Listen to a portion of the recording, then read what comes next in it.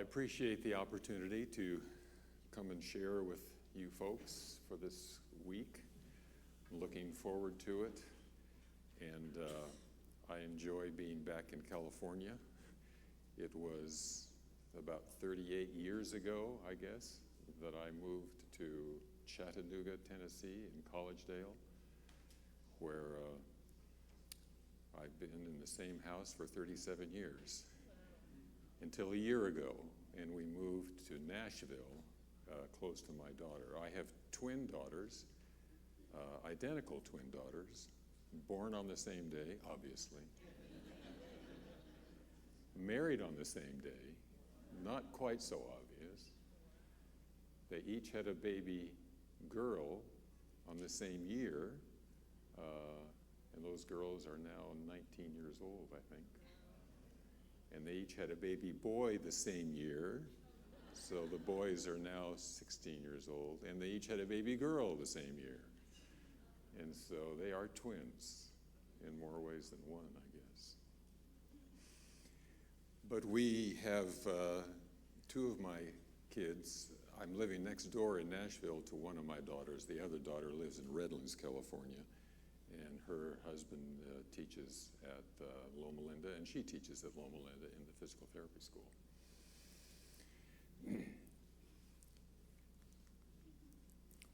I think that I have this turned on, but it's not advancing the slides.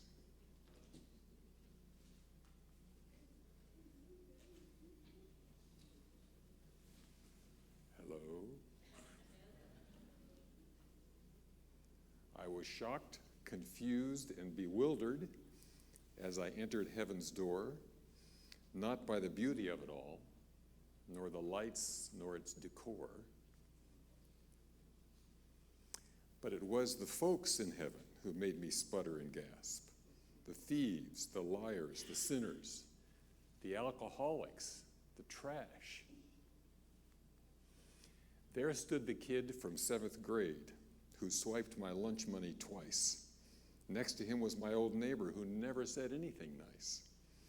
Bob, who I always thought was rotting away in hell, was sitting pretty on cloud 9, looking incredibly well. I nudged Jesus, "What's the deal? I'd love to hear your take. How'd all these sinners get up here? God must have made a mistake. And why is everyone so quiet, so somber? Give me a clue." "Hush, child," he said. "They're all in shock. No one thought they'd be seeing you."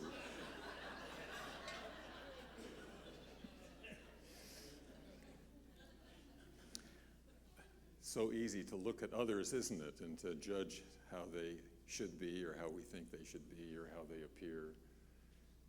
The Lord tells us not to judge. What is our church like? What kind of community of faith do we have? Is it a community that is a community like God would have? What is your church like? When you think of the word church, what do you think of? What comes to your mind when you think church? Sabbath meeting?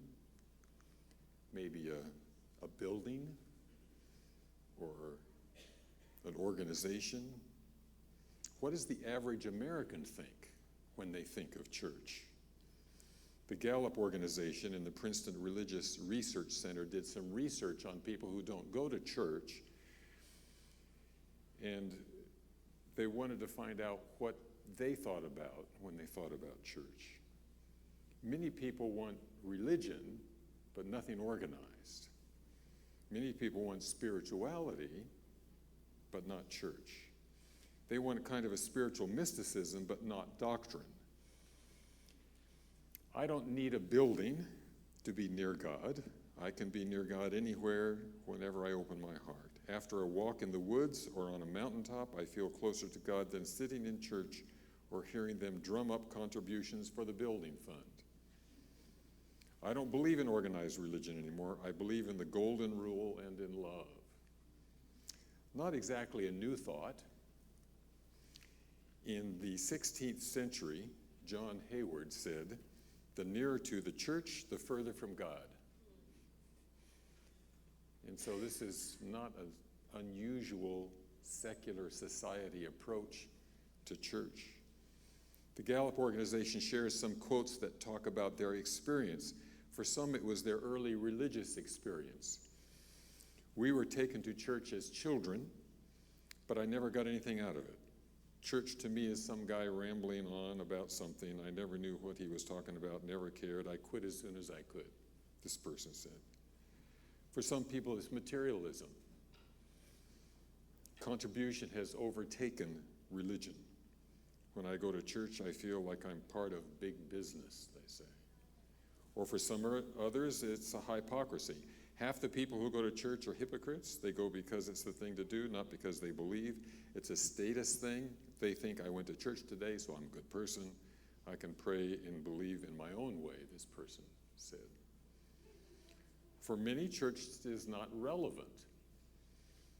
I want to hear something that has practical application to the times we live in, into my life. We've got so many problems today as a society and as individuals. If religion can't deal with that, it's not worth much. You've heard all of these things before, undoubtedly. What is your experience, and what is the experience of the Semi Valley Church? What do the people in Semi Valley think about church? What do they think about this church, this community of faith? The founders of our church were not very enthusiastic about church. Did you know that? They had been in organized religion, and they had been burned, hadn't they? They'd been kicked out of their churches because they tried to share some of the new light that they'd found. All that left them a bad taste in their mouth about, quote, organized religion. Organized religion was so oppressive to them that they didn't want to have anything to do with it at the beginnings of the Seventh-day Adventist Church. So in one of the books, Movement of Destiny, it says, no regular church records were kept in our earliest years, not even a list of members. Those who'd been baptized were regarded as having their names entered in the Lamb's Book of Life. There were at first no regular election of church officers, no ordained ministers, no system of finance, no property holding organization. There was among our forefathers a significant distrust in organized religion. They felt that the Bible was enough for doctrine and that the community was enough for church. But then, of course, they wanted to start to do something, and that they wanted to have an education system, and so they needed to organize to start schools. They wanted to do mission work, and they needed to get together and do something to do that work. And so organization naturally grew out of that. But those early Millerite attitudes would find acceptance in our society today. People want spirituality, but no religion. They want Jesus, but no denomination. They want holiness, but not theology. There's a general distrust of institutions today, not only church institutions, but any institution, as we experience a trend towards this individualism rather than communities. During the 1830s, Alex de Tocqueville visited the United States and wrote a classic study of democracy in the United States. And he said, or Tocqueville felt that the old aristocratic institutions of Europe would inevitably give way to democracy and social equality. He held up the American system as a successful model, but he feared that virtues he valued, freedom, civic participation, taste, creativity, would be imperiled by individualism. It's interesting that over 100 years ago, 150 years ago, the civic values would be threatened by individualism. Individualism is certainly a high priority in our society today. And I would suggest today that the church that is created for community is somewhat threatened by people's trend towards individualism. God created us for fellowship with him. God was in fellowship. God the Father, God the Son, and God the Holy Spirit The Trinity was in fellowship with themselves, and they created us for fellowship. Creating the community of people to commune with each other. And of course, when it comes to a quote that we talk about when we talk about community and church is in Acts 2:44, where all believers were together and had everything in common. They sold property and possessions to give anyone who had need. At the beginning of the Christian faith, there was community, as we probably have rarely experienced it since. We are in danger of slipping into enclaves, isolating, cocooning ourselves away from each other, watching each other through Facebook and Snapchat and whatever else is the newest app on your iPhone, and not really connecting in a community. In the book Habits of the Heart, Robert Bellah spoke of community as a useful contrast to the alienating individualism. In fact, there is another book that was written or an article entitled Bowling Alone. And the story was that people started moving away from bowling together with groups of people, but bowling alone. Statistically, more and more people were doing things alone, individually, rather than in community. And Robert Putnam suggests that there's a decline in social capital in our society. Now, what happens in your life if you don't have any economic capital, if you don't have any financial capital? Well, you can't do anything if you're out of money, if you don't have any capital, if you don't have any useful resources. What happens if you lose social capital? That is the ability to function together as a creative community. Again, the anxiety today in our society, I believe, is that we are separating into polarized enclaves of people listening to their own voices as they talk to each other on the internet and listen to each other on Facebook, and not really developing communities that can love and respect and appreciate each other and our differences in our diversities. Basically, without social capital, without trusting relationships, no organization is able to function. And our society is in the midst of a kind of breakdown in that regard, where the social capital doesn't exist to accomplish things. I don't need to talk to you about what's going on in the United States Senate and Congress today, where the administration of the country can't connect with the representatives in Congress to get anything accomplished. A lack of social capital, a lack of trust, a lack of an ability to work together.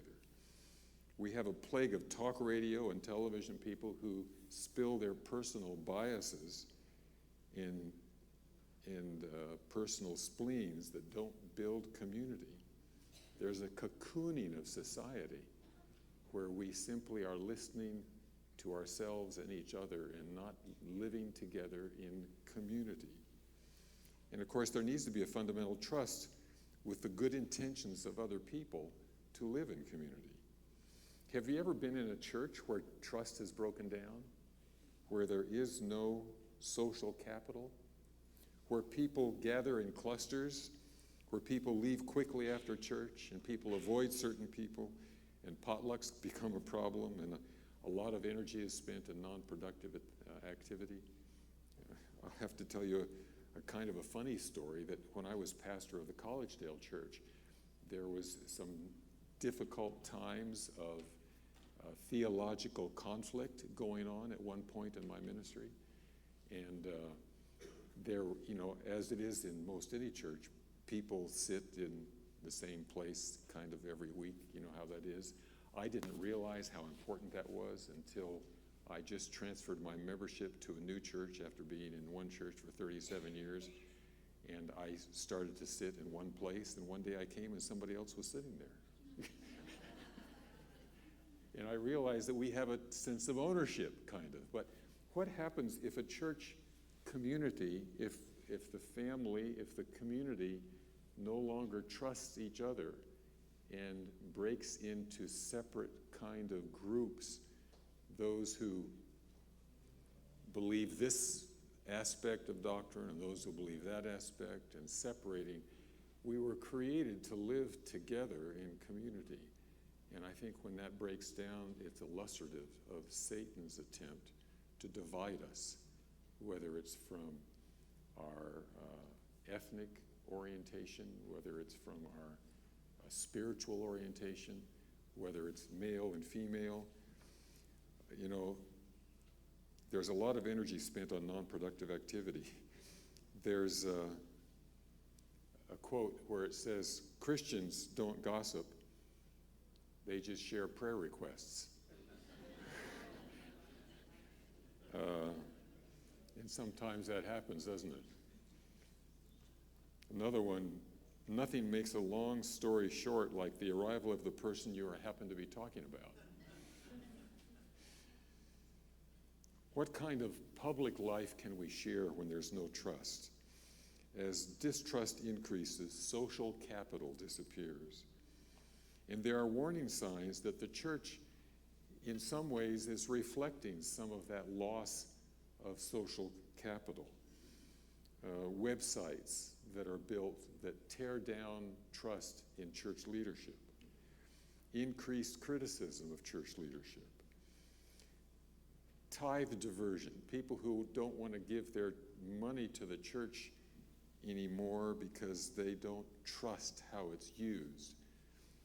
Even though, of course, the woman who gave the widow's mite couldn't trust how the priests were using the money, but she was committed to giving her resources to the church. Al Gore delivered an address to Harvard alumni audience some years ago. Once it is widely accepted, cynicism, the stubborn, unwavering disbelief in the possibility of good, can become a malignant habit in a democracy. The skeptic may finally be persuaded by the facts, but the cynic never, for he's too deeply invested in the conviction that virtue cannot prevail over the deep and essential evil in all things and in all people. Cynicism. The cynic is the true non-believer who, when convinced against his will, is of the same opinion still. And it's so easy to be in our society and in our culture and in our communities to be cynics today, to be always noticing the evil, to be expecting that things are wrong. The cynic automatically distrusts you because you're a pastor, or because you have confidence in the church, or because you are this gender or that gender. God created us to live in fellowship with one another as He is in fellowship with the Trinity. We were created for community, and Satan is seeking to break that apart. Satan is doing his best as a roaring lion seeking to destroy community, to destroy our social capital, just as he did in the Garden of Eden, where he said to Eve, what did he say? You will not surely die. You will not surely die. You can't trust God. You know, I can imagine Lucifer saying to the angels, I don't mean to undermine God's government, you understand. I mean, I really want to help, but I just have some questions. I'm just wondering about some things. You know, there have been some secret meetings, and I just wonder what God has in mind. You can undermine the most upright person by simply asking questions. Did I see you going into a liquor store the other night? Did I see Joe, XYZ, just asking questions, not making any accusations, but simply undermining and destroying the sense of community. And since the time that Lucifer was in heaven and he published his slander sheet about the injustice of God, he's been seeking to undermine people's confidence in God, in each other, and confidence in the church. You know, we live in a society that's swarming with conspiracy theories. And these theories grow from a lack of social capital, a lack of trust that we have in people and in each other. For instance, the TWA Flight 800, an airline plane, blows up in the air, and people don't believe what the government says, but they construct their own reasons, that the government shot it down because there was somebody on it that they wanted to kill. Princess Diana is killed in an automobile accident, and the conspiracies say it was planned by the Queen. Or they staged their own death, and they're now living on a deserted island, probably with Elvis Presley and J.F. Kennedy.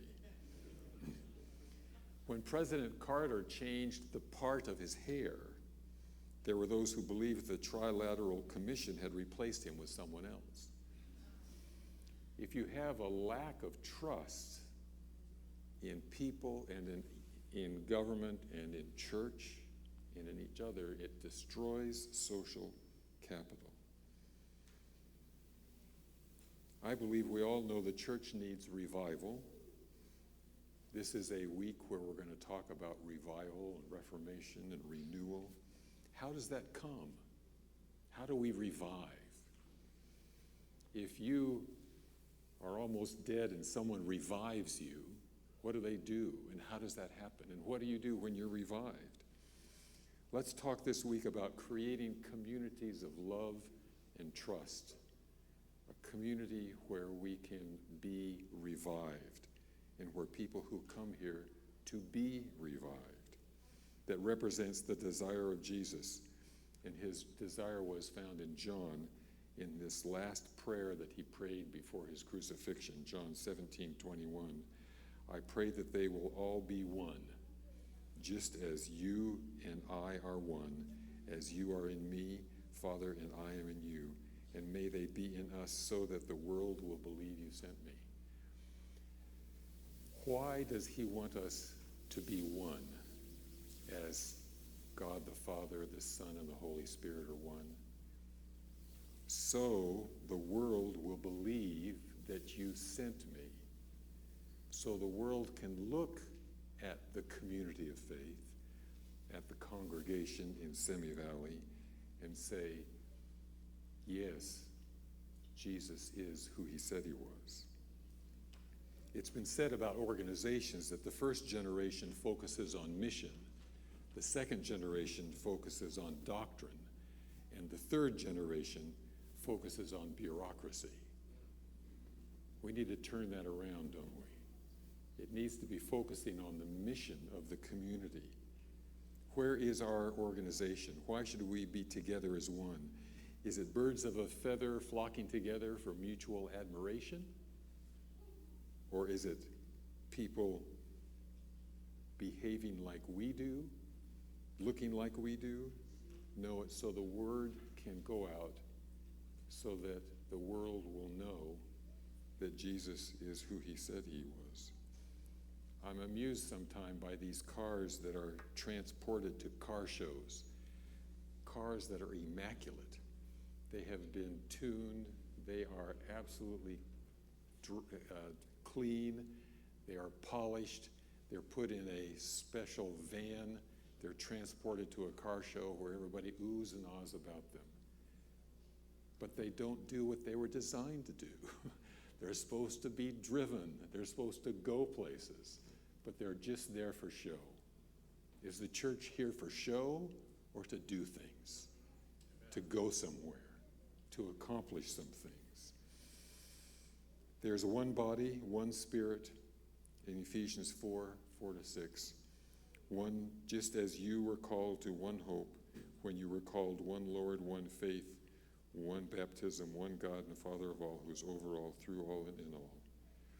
And we are to be one with him in our differences, in our differences, in our multitude of differences. In fact, I can illustrate that in terms of what I think a community of faith should be like. I've been basically a cat person most of my life rather than dogs, so we've had cats through our time. And I had a cat, and I'll tell some other cat stories this week that You'll remember that. I was petting the cat that was sitting next to me, and I was just being very nice and kind, and it was just howling at me, just yelling, crying, acting like it was angry. And I tried to calm it down more, and I petted it more, and I just was very, very kind to it, and it kept howling. Finally, I realized I was sitting on its tail. So it quit howling at me when I got off its tail. I was engaged with my cat. I was wanting to communicate. I was wanting to be connected to my cat, but it was not working because I was sitting on its tail. If we are engaged with each other, if we are pledged to each other, occasionally we're going to sit on each other's tail. You know, we really will. But we need to communicate that. We need to talk about that. We need to be loving in our ability to talk with each other. I'll come to you when you're sitting on my tail, and you can come to me when I'm sitting on yours.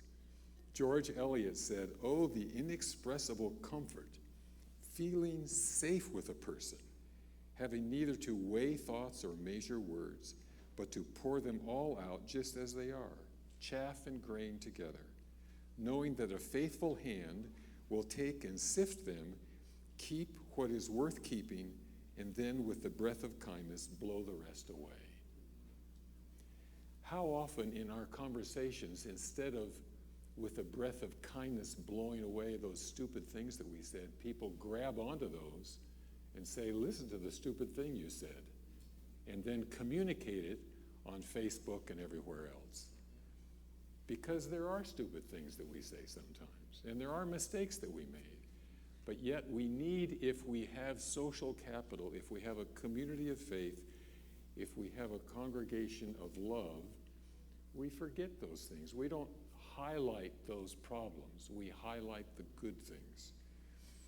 The Value Genesis study that was done some years ago relative to our young people indicated that 81% of academy-age students experience teaching of Adventist standards. They knew what the Adventist standards were. 35% experienced church as having a warm climate. 27% often experienced the caring adults. They know in the head what is, but they don't experience it when they are with the congregation.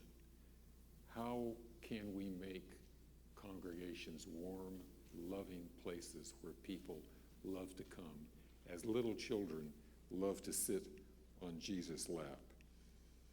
For too many members, all that Seventh-day Adventism stands for is a peculiar behavior characteristics rather than touching the essence of life's meaning. We will not continue believing the teachings of Jesus that don't touch our lives. We can maintain the teachings of the church for a generation or two, but in the long run, that which doesn't affect our lives will disappear from our beliefs. It needs to change how we live and relate to each other. We will pass from one generation to another the gospel, the good news, the grace and love of Jesus Christ, not by doctrinal formulations, and not by creedal statements, and not by any complex theological notations. We pass the gospel by experiencing it in our own lives. We pass grace by giving grace to people. The church should be the kind of community that Jesus is in action, a little heaven on earth. Created for community, our theme this week. Renewal and revival. How will that renewal, revival in our own lives happen? It is when we experience Jesus anew in our own lives, and when we can create that experience in a community, a congregation of faith. What is a revived community like? Acts 2:42, they devoted themselves to the apostles' teaching and fellowship. They devoted themselves to the apostles' teaching and fellowship. fellowship was a important piece of that. Sometimes I think of the church like the experience of Mousehead in our garage some time ago. I went out to feed the cat in the morning. The bowl was sitting there where it usually was, and I usually poured the food into the bowl, and the cat jumped up on a little table and ate it. But this time I went out, and the bowl was on the garage floor. It wasn't just upside down on the garage floor. It was moving around on the garage floor. I said, what in the world is that?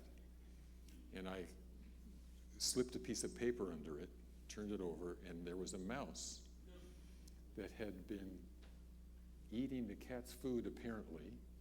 The cat somehow tried to attack it, and it managed to get under the cat bowl, and it was scurrying around the floor, protected from the cat, but not having much of a time.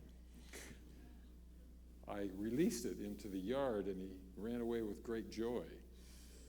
I sometimes think of the church as that experience, who feel like it's all inward focused, that we're just looking after ourselves, and we're not really looking out at our communities, and that our churches need to really be communities of faith. You asked yourselves the question, and I'm sure your pastor may have asked you this question: what would happen in Semi Valley if tomorrow morning the church disappeared? Just gone. Not here. Not the people, not the building. Would the community notice? Would they know? Have we had an impact on the community? Would the community say, hey, where is that church that was here? Where are those loving people that were here? Where are the people that were helping me with my diabetes? Where are the people that were helping me with my, you name the other item? What would happen if the church disappeared? Our communities, our congregations need to be great assets to the community, rather than isolating ourselves from others in cocoons of safety, waiting to be rescued as the remnant. The only safety for the church is living as God created us for community. Let's build a church that expresses the gospel, that communicates the gospel, that demonstrates the love and the grace of the gospel. I'll finish with a little story. Once upon a time, a man died and went to heaven. Now, you know this story is not theologically accurate, but I'm using it as an illustration. He died and went to heaven, and he went to the Golden Gate, and he talked to the angel that was guarding the Golden Gate, and he said, Mike, I'd like to come in to heaven. And Gabriel looked over his credentials and said, that's fine, you're welcome to come into heaven. And then the man thought, I think I would appreciate heaven more if I went to hell first. So let me go to hell, and then I'll really appreciate heaven. And the angel said, no, you don't want to do that. Hell's a terrible place. You don't want to go to hell. You're able to go into heaven, your credentials are all fine, you come on into heaven. No, the man said he really pled with the angel that he could go to hell. And so the angel called another angel over and said, okay, show this guy down to hell. And so they took him to a long staircase. He went down a long, steep staircase, went way down into hell. He finally there was a sign there that said hell. He went into hell, and it was beautiful. It had rolling green hills and swans on lakes and fruit trees. Everything you could possibly imagine. Hell was a wonderful place. And the man looked at his angel guide and said, what's the deal? This is fine. And the angel guide said, wait, you haven't seen it all yet. So he toured him to another location in hell, and there was this long building. They went into this building, and he went into the building, and there was a potluck there you wouldn't believe. A banquet, I guess, you wouldn't believe. It was beautiful. Every imaginable food, fruit and vegetable, and all the scrumptious things were there. And the residents of hell were seated around this table in front of all this fantastic food. And again, he looked at the angel guide, and the angel guide said, look more closely. And he looked closely, and he noticed that all the residents of hell were starving to death. They were gaunt. They were just in great agony because they were in the presence of all this food, but were not consuming any of it. And he said, again, he looked at the angel, the angel said, look more closely. And as he looked more closely, he noticed that all of their arms were in splints and they couldn't get the food to their mouths. And so they were in the presence of this glorious banquet and they couldn't eat any of it. And so the guy said, I'm satisfied. I've seen the worst of hell. Take me to heaven. So they went back up the staircase, went into heaven. Heaven looked for all the world like hell. I mean, it just looked the same. It had green rolling hills and swans on lakes and trees and fruit trees. And they went into this long building that also looked very similar to hell. And around this building were seated all the residents of heaven, laughing, enjoying themselves, well-fed, and just doing wonderful. He said, well, this is more like it. As he looked more closely, he saw that all their arms were also in splints. And the angels said, well, yeah, the only difference here is here they feed each other. And that's the only difference between heaven and hell. In heaven, people have learned to not live in the black hole of selfishness, but they are giving of themselves to others. In hell, it's a black hole where everything is about me, everything is about myself. So when we create a community, a church, that has experienced God's gospel and can give that to people around as the unmerited favor that everyone receives as a child of God, then we will have a little bit of heaven on earth. Eternal Father in heaven, thank you for this community of faith, for this congregation, and for the opportunities that are provided to each one of them as individuals and as a community to exemplify the grace and gospel, the love that you have given us. In the name of your Son.